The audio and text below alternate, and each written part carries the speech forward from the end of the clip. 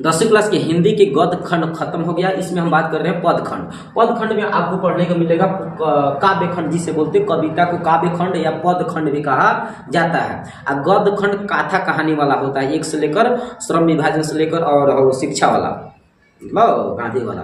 तो इतना पीछे का गद्य और ये है काव्य। काव्य मानो तो पद, कविता वाला। 1 शॉर्ट वीडियो रहेगा चैप्टर नंबर 1 हिंदी क्लास।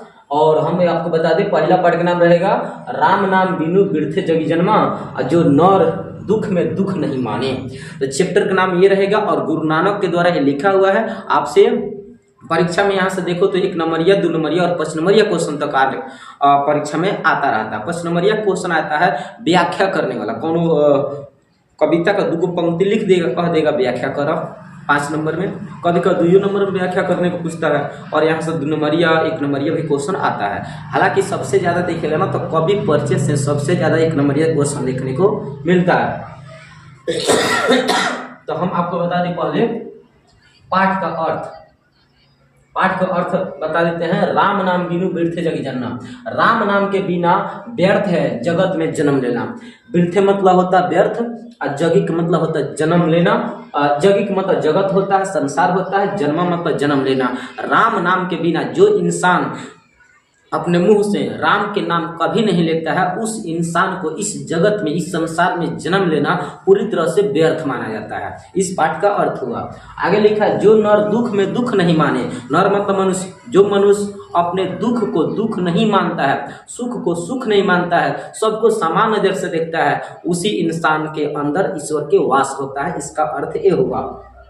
जो नर दुख को दुख नहीं मानता है, सुख को सुख नहीं मानता है, दोनों को समान भाव से देखता है, उसी इंसान के अंदर आत्मा में परमात्मा का वास होता है। इस चैप्टर का अर्थ हुआ। आइए हम बात करते हैं। सबसे पहले आपको हम बता दें गुरु नानक के कवि परिचय की बात करते हैं। यहाँ आप क्या करो कि इस वीडियो को यदि आप चाहते हैं तो एक बार कमेंट सेक्शन में लिख दीजिए और अपना व्हाट्सअप नंबर दे दीजिए, या फिर मेरे व्हाट्सअप नंबर को ज्वाइन कर लीजिएगा, वहाँ से आपको PDF मिल जाएगा। चलिए क्वेश्चन ये है गुरु नानक का जीवन परिचय में। सबसे पहले आपको हम बता दें गुरु नानक का जन्म, इनका जन्म कब हुआ है, क्या बताओगे?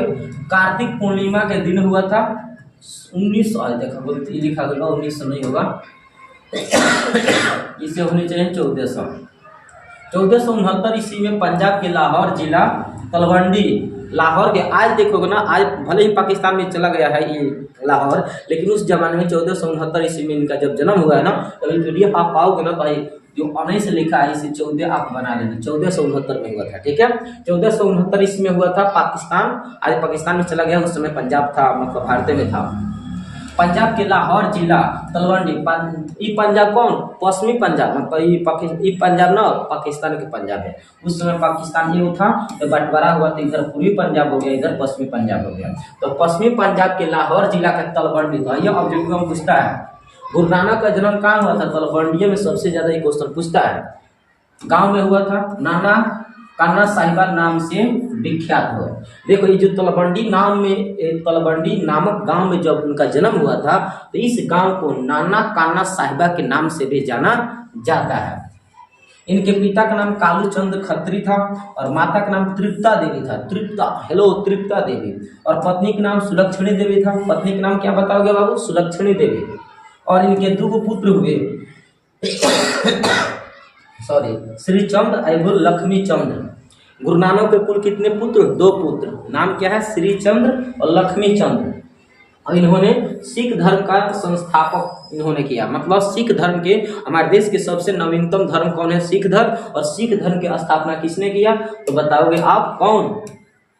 इनके आंसर हो जाएगा गुरु नानक साहब ने किए थे।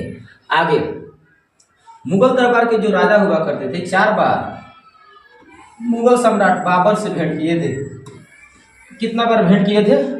4 बार। याद रखना ही बात को। जब 1469 ईस्वी में इनका जन्म हुआ था, 15वीं शताब्दी 1500-1600 ईस्वी के बीच में देखोगे ना, तो 1526 से लेकर 1530 ईस्वी के बीच में मुगल दरबार के राजा उस समय हुआ करता था बाबरा। तो बाबर से 4 बार मुलाकात किए थे। गुरु नानक पंजाब के साथ साथ, पंजाबी भाषा के साथ साथ हिंदी में भी कविता लिखे हैं। काना भाषा में हिंदी में भी कविता लिखे हैं। इनके हिंदी में ब्रज भाषा और खड़ीवाला खड़ी बोली। देखो हमारे देश में कई प्रकार की बोली होता है, उसमें से ब्रजभाषा और खड़ी बोली दोनों बोली का इनके कविताओं में समावेश या इनके कविताओं में इन दोनों बोलियों का भी मेल देखने को मिलता है। इनके पिता व्यवसाय करना चाहते थे, इनके पिताजी पहले से व्यवसायी थे और वो चाहते थे कि हमारा भी बेटा मतलब गुरु नानक भी व्यवसाय ही करें, लेकिन गुरु नानक का ना जो जुड़ाव था, जो झुकाव था अध्यात्म की ओर था। अध्यात्म मतलब भक्ति भावना की ओर ज़्यादा ये झुकाव करते थे, इनको व्यवसाय से कोई लेन देन नहीं था। इनके पिताजी चाहते थे कि व्यवसाय की ओर जाए, लेकिन इनका झुकाव किस ओर था? अध्यात्म की ओर था। अध्यात्म की ओर इनका झुकाव गया। हिंदू मुस्लिम दोनों की समान धार्मिक उपासना पर बल दिए। इन्होंने हिंदू और मुस्लिम को समान बल दिया। इन्होंने ये नहीं कहा कि हिंदू एकदम ऊपर है या मुस्लिम एकदम ऊपर है, एकदम दोनों को बराबर धर्म का समानता की नजर से देखे हैं। इन्होंने जात पात, छुआछूत, कर्मकांड का विरोध किया है। जात पात जो भी जात के आधार पर जो भेदभाव होता है ना, उन सभी भेदभाव को दूर करने का प्रयास किए हैं। हमारे धर्म में जो भी कर्मकांड होता है, कर्मकांड, इन सभी कर्मकांडों को भी दूर करने का प्रयास किए हैं। जैसे आपको हम बता दें, एक दिन बनारस एरिया में आए थे नहाने घूमने के लिए, धाम घूमने के लिए। तो यहाँ से हमारे बनारस में बहुत हिंदू धर्म के ऐसे लोग थे जो अपने पूर्वजों को पानी चढ़ाते थे, ऐसे पानी चढ़ाते थे ऐसे। तो गुरु नानक ने देखा कि गुरु नानक ये देख रहे हैं कि अपने पूर्वजों को पानी यहाँ से चढ़ाकर, वहाँ इनके पूर्वज तो स्वर्ग में चले गए हैं, नर्क में चले गए हैं, तो उनको पानी ये कैसे प्राप्त होगा। तो वहाँ के लोगों से इन्होंने पूछा कि ये पानी आप चढ़ा रहे हैं, किनको चढ़ा रहे हैं? तो वहाँ के लोग ये बताते हैं कि हम अपने पूर्वज को पानी चढ़ा रहे हैं, यहाँ से पानी हम चढ़ाएंगे तो वहाँ उनको पानी का दर्शन हो जाएगा, पानी उनको मिल जाएगा। तो इसका मतलब ये है कि हमारा पंजाब में घर है तो हम यहाँ बनारस में पानी चढ़ाएंगे, तो इसका मतलब पंजाब में स्थित हमारे खेत में पानी पड़ सकता है, सिंचाई हो सकता है। तो वहाँ उपस्थित लोगों का मुंह बंद हो गया। इसका मतलब ये है एक कर्मकांड सब झूठ मूठ होता है, ऐसा कोई कुछ होता नहीं है कि एक बार यहाँ पानी चढ़ाओ तो दूसरी जगह पानी जाता नहीं है। ये सब कर्मकांड सब अंधविश्वास होता है, ऐसा कुछ नहीं होता है। तो इन सभी अंधविश्वासों को, कर्मकांडों को इन्होंने बहुत ज़्यादा दूर करने का प्रयास अपने समाज में किए हैं। इसके अलावा देखोगे, इसके अलावा हम बता दें निर्गुण, इन्होंने निर्गुण ब्रह्मा भक्ति का प्रचार किए थे। आपसे परीक्षा में पूछेगा निर्गुण कवि कौन है? तो गुरु नानक निर्गुण कवि है। निर्गुण गुरु नानक कौन कवि है? निर्गुण। देखो भक्ति दो प्रकार का होता है, एगो सगुण होता है, एगो निर्गुण होता है। सगुण वो होता है जो अगरबत्ती दिखाकर देवी देवता का पूजा जाता है। निर्गुण वो होता है जिसमें दिल से माना जाता है, दिल से भक्ति भावना दिल से किया जाता है। उसमें अगरबत्ती पूजा पाठ कैला की जरूरत नहीं होता है, उसमें प्रदूषण फैलाने की जरूरत नहीं होता है। तो निर्गुण भक्ति धारा के कवि है कबीर, याद रखना इस बात को। नानक की रचना, नानक मतलब गुरु नानक की रचना के नाम पूछा जाए तो जब पूजी, आशा दीवार, रही और क्या लिखा, रहीरास और सोहिला, इनके कविता का नाम है। पांचवें गुरु, देखो सिख धर्म की जब स्थापना हो जाता है गुरु नानक के द्वारा, तो उनके उसी धर्म को आगे बढ़ाने के लिए 10 गुरुओं का उत्पत्ति होता है। पहले गुरु नानक हैं, दूसरे गुरु अमरदास, अंगददास, ऐसे ऐसे करके 10 गो गुरु हुए हैं। आपको पता है सिख धर्म के 10वें गुरु गुरु गोविंद सिंह होते हैं। और सिख धर्म के जो 5वें गुरु होते हैं ना, 5वें गुरु, उनका नाम था गुरु अर्जुन देव। तो गुरु अर्जुन देव 1604 ईस्वी में नानक जी मतलब गुरु नानक के जितने भी कविता था ना, उन सभी कविताओं को इकट्ठा करके गुरु ग्रंथ साहिबा में लिख लिए। तो ऑब्जेक्टिव पूछेगा गुरु ग्रंथ साहिबा का रचनाकार कौन है? तो अर्जुन देव। कब लिखे? 1604। इसमें क्या लिखा गया है? तो गुरु नानक के जितना भी कविता है उन सभी कविताओं को इकट्ठा करके अर्जुन देव ने गुरु ग्रंथ साहिबा में लिख डाले। 1539 ईस्वी में अपना अंतिम समय पाकिस्तान के करतारपुर में बिताए। गुरु नानक जी अपने अंतिम दिन कहाँ बिताए थे? करतारपुर, कहाँ? पाकिस्तान में। मरने से पहले 3 गो शिक्षा दिए। कौन कौन? नाम जपो, कीरत करो और वंड चखो। इन 3 गो सिद्धांत दिए थे। नाम जपो, भगवान के नाम जपते रहो, कीर्तन करते रहो, वंड चखो मतलब प्रसाद चटते रहो, और सिद्धांत दिए। और अंतिम सांस लेते समय वाह गुरु कहते हुए इनका ये अपना प्राण त्याग दिए। अंतिम समय में क्या बोले? वाह गुरु। जैसे हमारे समाज में क्या होता है, कोई मरता है तो कहता है हे भगवान, उसी प्रकार ये मरते समय कौन से शब्द निकाले थे? वाह गुरु निकाले थे। तो ये हुआ इनके कवि परिचय, सब लिख लेना, आप सब लिख लेना। इसके बाद हम चलते हैं बात करते हैं पाठ परिचय। देखो, गुरु नानक की जो बात लिखा गया ना, दो भागों में लिखा गया है। भाग क एगो भाग ख, एगो भाग क है, एगो भाग ख है। समझ पा रहे हैं हम क्या कह रहे हैं? हम ये आपको समझाना चाह रहे हैं कि गुरु नानक के द्वारा ये पाठ जब लिखा गया है, दो भागों में दो भाग में लिखा गया है, भाग क और एगो भाग ख। भाग क में ये बताया गया है कि जो इंसान राम के नाम नहीं लेता है, उस इंसान को इस जगत में जन्म लेना पूरी तरह से व्यर्थ है। इसके बारे में फोकस किया गया है। ख नंबर में ये लिखा गया है, जो इंसान दुख को दुख नहीं मानता, सुख को सुख नहीं मानता है, चाहे सुख हो चाहे दुख हो चाहे कुछ भी हो, सब में समान भाव से रहता है, उसके हृदय में ईश्वर के वास होता है। खंड नंबर ख में लिखा गया है। ठीक है, तो ये यही बात यहाँ परिचय में लिखा गया है। उम्मीद करते हैं ये बतिया, ये इसी बतिया को हम अपने भाषा में बोल दिए। चलो यहाँ से देखो, कहाँ से शुरू होता है? राम नाम बिनु बिरथे जगी जन्मा, राम नाम बिनु बिरथे जगी। हाँ, यहाँ से देखो, यहाँ से शुरू होता है राम नाम बिनु बिरथे जगी जन्मा। यहाँ से शुरू होता है आपका जो है पियरका शब्द में लिखे है ना, वो उसका दोहा है, और हम उजारका शब्द जो लिखे हैं वो उसका व्याख्या है। तो राम नाम बिनु बिरथे जगी जन्मा, परीक्षा में पूछेगा राम नाम बिनु बिरथे जगी जन्मा का अर्थ बताएं तो कहना, राम नाम बिनु बिरथे जगी जन्मा। जो इंसान राम के नाम नहीं लेता है, उससे इस जगत में जन्म लेना व्यर्थ होता है। बिना राम के नाम जपे इस जगत में जन्म लेना पूरी तरह से व्यर्थ माना जाता है। तो कई भाषा से इसका अर्थ आप निकाल सकते हो। ठीक है, कहते हैं गुरु नानक कहते हैं, जो राम का नाम जप नहीं करता है, उसका संसार में आना और मानव शरीर पाना बेकार चला जाता है। बिना कुछ बोले विष का जलपान करता है और मोह माया में लटकता हुआ मर जाता है, अर्थात राम गुणगान न करके माया जाल में फंस जाता है। एक पाठ परिचय में ऐसे बताओगे आप। आगे देखो, दूसरा दोहा है, ये पहला लाइन है राम नाम बिनु बिरथे जगी जन्मा, और दूसरा दोहा है बिसु खावे बिसु बोले बिनु नावे निष्फलु मटी भ्रमना। इसका मतलब होता है कि जो भी इंसान होता है ना, राम के नाम नहीं लेता है, वो विषु खावे, कुछ भी खाता है ना विष के समान, जो खाता है वो विष हो जाता है, विष खाता है, विष बोलता है। विष मतलब उसके मुंह से, जावना मुंह से राम के नाम नहीं निकलता है, उस मुंह से जो भी बोलता है, जो भी खाता है, वो सब के सब विष के समान हो जाता है। बिना नाव निष्फल मटी भ्रमना, निष्फल मतलब बिना नाम के वो निष्फल हो जाता है। कोई भी काम करेगा निष्फल हो जाएगा, निष्फल मतलब फेल हो जाएगा। मति भ्रमना, उसका मति भ्रष्ट हो जाता है, खत्म हो जाता है, किसी और का नहीं रहता है। बिना कुछ बोले विष का जलपान करता है और माया मुंह में भटकता हुआ निष्फल हो जाता है, और लास्ट में जाकर क्या होता है, मर जाता है। तो इस बात को आप भली भांति याद रखना। आगे बोला है आगे देखो, पुस्तक व्याकरण, यहाँ लिखा अगला है, देखो ये रमना भूल गए हैं हम, अगला है तीसरा लाइन है पुस्तक पाठ व्याकरण बखाने संध्या कर्म निकाल करे। इसका मतलब ये हुआ कि पुस्तक, जो इंसान राम के नाम नहीं लेता है, वो पुस्तक का बखान करता है, बहुत ज्यादा पुस्तक का व्याकरण पढ़ता है, पुस्तक पाठ व्याकरण करता, बखान करता है। संध्या का मतलब होता है सांझ जो होता है ना,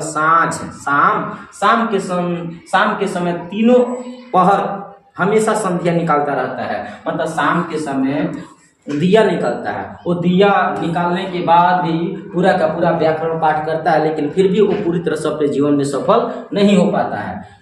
शास्त्र पुराण की चर्चा करता है, पुस्तक बखान करता है, सुबह शाम दोपहर तीनों समय संध्या वंदना करता है, लेकिन उस इंसान का कर्म सब के सब निष्फल हो जाता है। तो यहाँ जो लिखा ना, पुस्तक पाठ व्याकरण बखाने, मतलब जो इंसान राम के नाम नहीं लेता है, वो पुस्तक पाठ का व्याकरण का बखान करता है, लोगों को समझाता है, लेकिन वो अपने कर्म में कभी सफल नहीं हो पाता है, हमेशा निसफल हो जाता है। संध्या कर्म निकाल करने का मतलब होता है दिन में तीनों समय का मतलब शाम दोपहर सुबह शाम दोपहर तीनों समय संध्या निकालता है, मतलब पूजा पाठ करता है, लेकिन फिर भी अपने जीवन में कभी सफल नहीं हो पाता है, निसफल हो जाता है। अगला लिखा है कि क्या लिखा है, बिनु गुरु बिनु गुरु शब्द मुक्ति कहाँ प्राणी, राम नाम बिनु हृदय रुचि में रहे। इसका मतलब होता है बिना गुरु शब्द, गुरु का मतलब यहाँ भगवान को बोला गया है। बिना भगवान के नाम लिए मुक्ति नहीं मिलता किसी प्राणी को। मुक्ति कहाँ प्राणी को, मतलब गुरु का मतलब यहाँ भगवान का बात बोला गया है। बिना भगवान के नाम लिए मुक्ति नहीं मिलता किसी प्राणी को। राम नाम बिनु अरुझि मरे, राम नाम के बिना हमेशा उलझन में मर जाता है। अर्थात गुरु मतलब भगवान का उपदेश किए बिना व्यक्ति को संसार से मुक्ति नहीं मिल सकती है। संसारिक माया मोह माया जाल में उलझ कर रह जाता है। अर्थात नाना कहना चाहते हैं कि संसार असत्य है, सत्य केवल ईश्वर है, इसलिए ईश्वर के नाम हमेशा जपते रहो, राम नाम गुणगान करते रहो। अगला लिखा है दंड कमंडल सीखा सुत धोती तीर्थ गबनु अति भद्रु करे। इसका मतलब यह है दंड कमंडल, जो इंसान राम के नाम नहीं लेता है वो क्या करता है, सीखा धोती, सीखा मतलब चिरकी बांध लेता है, धोती मर्दानी पहन लेता है, सूत मतलब जनेऊ लगा लेता है, और क्या है दंड कमंडल मतलब कमंडल धारण कर लेता है। दंड कमंडल सीखा जनेऊ धारण कर लेता है, धोती पहन लेता है, तीर्थ गमन मतलब गेरुआ रंग का वस्त्र धारण कर लेता है, और तीर्थ पर जाकर बहुत ज्यादा भ्रमण करता रहता है। उस इंसान का कभी जीवन सार्थक नहीं हो पाता है। नाना कहते हैं कि कमंडल डंडा सीखा जनेऊ तथा गेरुआ वस्त्र धारण करके तीर्थ यात्रा पर भ्रमण करता है। ये जो लिखा ना तीर्थ मतलब तीर्थ पर, गमनु मतलब गेरुआ वस्त्र को धारण करने वाले, अति मतलब बहुत ज्यादा, भ्रमण मतलब भ्रमण करता है। जो इंसान राम के नाम नहीं लेता है वो क्या करता है कि दंड कमंडल सीखा जनेऊ का वस्त्र धारण कर लेता है गेरुआ रंग का, और अपने तीर्थ यात्रा पर चला जाता है, दंड कमंडल लेकर भ्रमण करता रहता है। लेकिन वो इंसान कभी जीवन में क्या होता है, सफल नहीं होता, हमेशा निष्फल हो जाता है। अगला है कि राम नाम बिनु शांति न आवे जापी, हरि हरि नाम सु पारी परे। इसका मतलब राम नाम बिनु शांति न आवे, मतलब राम नाम के बिना कहीं मनुष्य के जीवन में शांति नहीं मिलता है। हरि हरि मतलब हरि का नाम ले लेकर सुपारी परे, सुपारी मतलब अपना पैर पर पड़वाता है।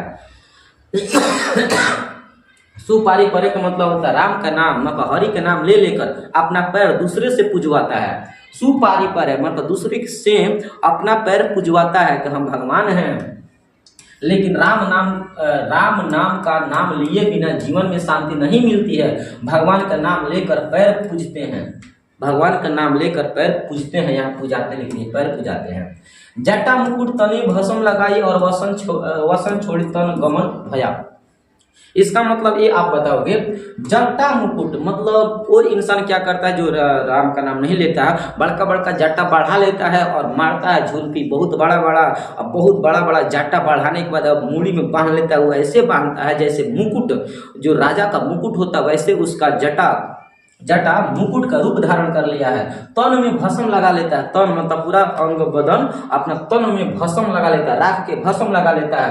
वसन छोड़ी अपना वस्त्र को त्याग देता है, और तन भगन भया मतलब तन को एकदम नग्न अवस्था में रह जाता है। वे अपने संत कहलाने के लिए, अपने आप को संत कहलाने के लिए जटा को मुकुट बनाकर शरीर में राख लगाकर वस्त्रों को त्याग कर नग्न अवस्था में हो जाते हैं, और अपना पूरा का पूरा जीवन भ्रमण अवस्था में करते रहते हैं। जेते जिय जंत जल थल महियल जत्र तत्र तू सरब जिया।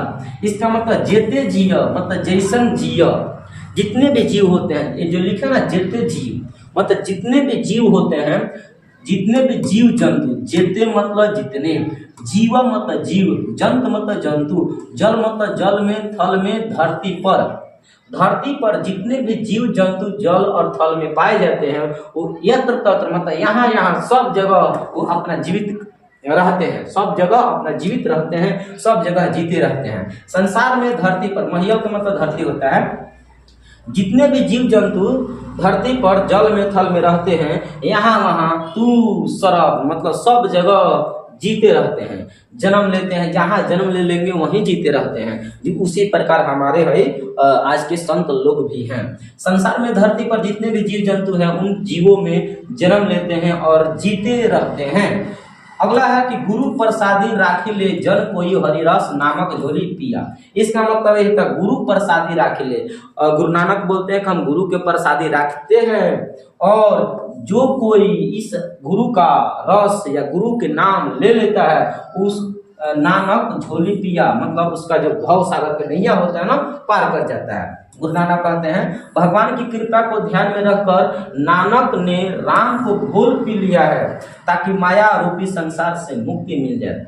जो बोलते हैं गुरु नानक लास्ट में बोले हैं कि गुरु के प्रसादी राखी ले। मैं मतलब गुरु नानक बोलते हैं मैं गुरु के प्रसादी रखते हैं। गुरु के प्रसादी मतलब राम का नाम जपते हैं और जन कोई मतलब जिन कोई मतलब जो कोई हरि रस मतलब हरि के नाम रख लेता है वो नानक जैसे झोली पिया। जिस प्रकार नानक अपने झोली मतलब यहाँ हुआ भव सागर के नैया पार करना। झोली का मतलब होता है भव सागर के नैया पार करना। जिस प्रकार नानक अपने भव सागर के नैया पार कर गए हैं, उसी प्रकार जौन कोई इंसान गुरु का नाम या हरि का नाम ले लेता है उस इंसान का भी भव सागर का नैया पार हो जाता है। भव सागर का नैया का मतलब यहाँ ये हुआ अपने संसार के सुख दुख से पूरी तरह से मुक्ति मिल जाता है। यहाँ कहने का मतलब ये है। ये हुआ अभी तक देखोगे ना तो खंड नंबर क होगा। अब यहाँ से मिलेगा खंड नंबर ख। देखो क्या बोलता है, कहता है जो नर दुख में दुख नहीं माने। इसका मतलब ये हुआ जो इंसान दुख को दुख नहीं मानता है उस इंसान के हृदय में ईश्वर के वास होता है। जो नर दुख में दुख नहीं माने, सुख स्नेह और भय नहीं जाके कंचन माटी जाने। जो इंसान दुख को दुख नहीं मानता है, जो सुख स्नेह मतलब सुख सुविधाओं को नहीं मानता है, ना भय से कहीं डरता है, कंचन मतलब सोना को माटी समझता है, उस इंसान के हृदय के अंदर में ईश्वर के वास होता है। यहाँ बोला है ना सुख स्नेह का मतलब होता है सुख सुविधा हो गई। अरे भय मतलब उसके अंदर थोड़ा सा भी भय नहीं होता है, ना ही जाके मतलब उसके अंदर भय का भी थोड़ा सा संकोच नहीं होता है। वो माटी को भी मतलब सोना को भी माटी समझता है, उस इंसान के हृदय में ईश्वर के वास होता है। ठीक है, अगला देखें। अगला लिखा है ना ही निंदा ना ही स्तुति जाके लोग मोह अभिमाना। ना निंदा से घबराता है, ना प्रशंसा से गर्वान्वित होता है, लोभ मोह के माया जाल में नहीं पड़ता है, ना ही उस पर अभिमान करता है। उस इंसान के हृदय में ईश्वर के वास होता है। हर्ष सुख मतलब हर्ष मतलब खुशी, सुख मतलब दुख, चाहे सुख हो चाहे दुख हो, ते रहे नियारा मतलब दोनों को अलग अलग नहीं मानता। नियारा मतलब होता अलग पृथक। सुख हो चाहे दुख हो, सुख मतलब दुख, हर्ष मतलब खुशी हो चाहे सुख हो, वो अलग नहीं मानता हो। ना ही मान अपमान से घबराता हो। आशा मनसा मतलब ना उसके अंदर लाशा हो ना उसके अंदर अभिलाषा हो। सकल त्यागी सब कुछ को त्याग देता है। जगते रहे निराशा मतलब वो जग में हमेशा निराश नहीं रहता है। उस मनुष्य के हृदय में ईश्वर के वास होता है। क्या बोला है, जो सुख हो चाहे दुख हो अलग अलग नहीं मानता है, मान अपमान से घबराता नहीं है और आशा अपने अंदर नहीं रखता है, ना अभिलाषा रखता है। सकल को त्याग देता है, आशा अभिलाषा की सकल को त्याग देता है। इस जगत में अब कभी निराश नहीं रहता है। उस हृदय के अंदर में उस आत्मा के हृदय उस इंसान के हृदय में ईश्वर के वास होता है। आगे लिखा काम क्रोध जही पर से नाही तेही घट भ्रम निवासा। इसका मतलब होता है जो इंसान अपने काम क्रोध को वश में कर लेता, पर से मतलब वश में कर लेता है, नाही तेही मतलब इधर उधर जाने की जरूरत नहीं पड़ता। घट मतलब होता है हृदय, उस हृदय के अंदर में ब्रह्मा का वास होता है। बोला है ना, जो इंसान काम क्रोध को वश में कर लेता है, नाही तेही घट ब्रह्मा निवासा, उस इंसान के हृदय में घट मतलब हृदय में ब्रह्मा का निवास होता है। आगे बोला है गुरु कृपा जेहि नर पै किन्हीं तिन्हीं जुगति पिछानी। मतलब गुरु कृपा मतलब जिस इंसान के ऊपर गुरु की कृपा पड़ जाती है, जेहि नर पै किन्हीं मतलब जो इंसान जिस इंसान के ऊपर गुरु की कृपा पड़ जाती है उसे पै किन्हीं तिन्हीं मतलब जो भी इंसान के ऊपर गुरु की कृपा होता है वो तीनों लोगों में जुक्ति पिछाने तीनों लोगों में उसका पहचान बन जाता है। क्या हो जाता है, पहचान बन जाता है। तो अपनी भाषा में भी इसे आप लिख सकते हो। आगे लिखा नानक लीन भयो गोविंद सो जो पानी संग पानी। मतलब नानक गोविंद मतलब भगवान। नानक भगवान के चिंतन में लीन हो चुके हैं, आत्मा परमात्मा के साथ मिल चुका है, ऐसे मिल चुका है जैसे पानी के साथ पानी मिल जाता है। यहाँ से जो शाब्दिक अर्थ हुआ ना कुछ इस प्रकार हुआ। ओके, आगे देखो। इसके बाद हाँ, अब यहाँ से देखो आप सब्जेक्टिव प्रश्न उत्तर आएगा।